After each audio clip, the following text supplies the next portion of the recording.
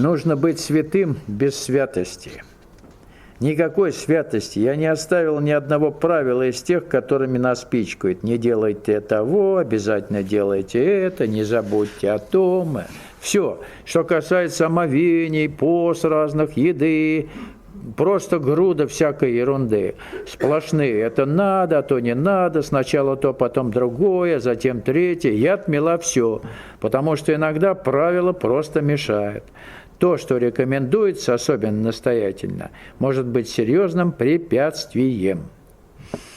Вот она здесь говорит действительно справедливо, в частности, о наработке жестких стереотипов какого-то духовного или религиозного или праведного поведения.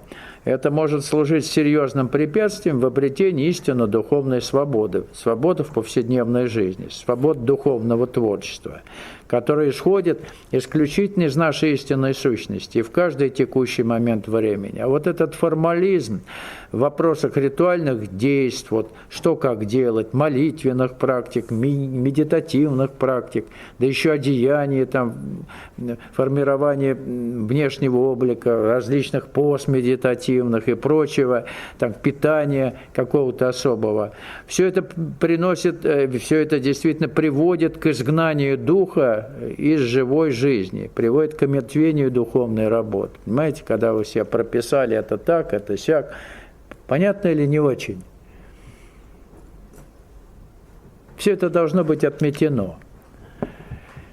Понятно, что нужна дисциплина повседневного поведения. С этим понятно, наверное, да? То есть выделять время для молчания ума, выделять время для наблюдения за работой сознания. Но чтобы это все было по какому-то жестко составленному расписанию, ой, я не помолился, ой, я не помедитировал, понятно, наверное, ой, надо во столько-то было то-то сделать, вот это не надо было есть, а надо было есть то, это глупость, полная глупость, этим заниматься просто глупо.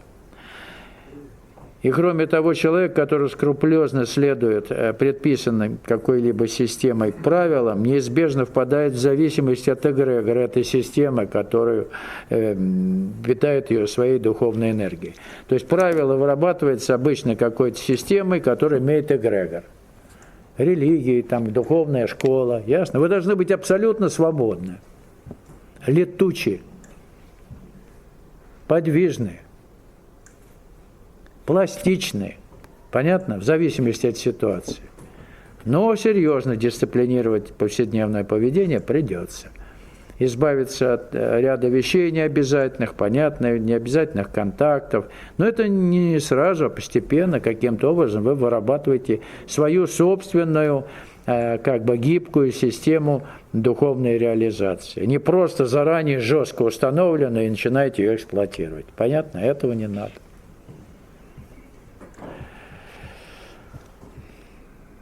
А если говорить о святости, истинная святость рождается только изнутри, потому что истинно святой человек, он не осознает святости своей, он не может осознать. Осознать что-то может только наше эго. Да? Эго может осознать себя святым или не святым, или на подступку к святости. Понятно, наверное? Ясно? А коль нет эго, то человек не может себя никак оценить. Вот истинная святость – это отсутствие эго. И человек не может себе представить, кто он такой. Просто нормальный человек, вот и все. Святость тут при чем? И истинно святой человек, если на самом деле в нем имеет место святость, он всегда видит в себе то, скрытое от постороннего взгляда, что не позволяет ему даже допустить мысли о своей святости. Мысли такой быть не может. Он видит в себе кое-что, что не позволяет ему эту мысль допустить.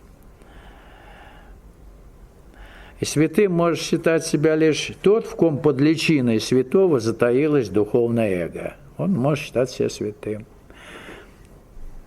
достойным почитания, другими, чтобы к нему прислушивались. Понятно, наверное? Что-то создавать, какую-то школу, какое-то движение –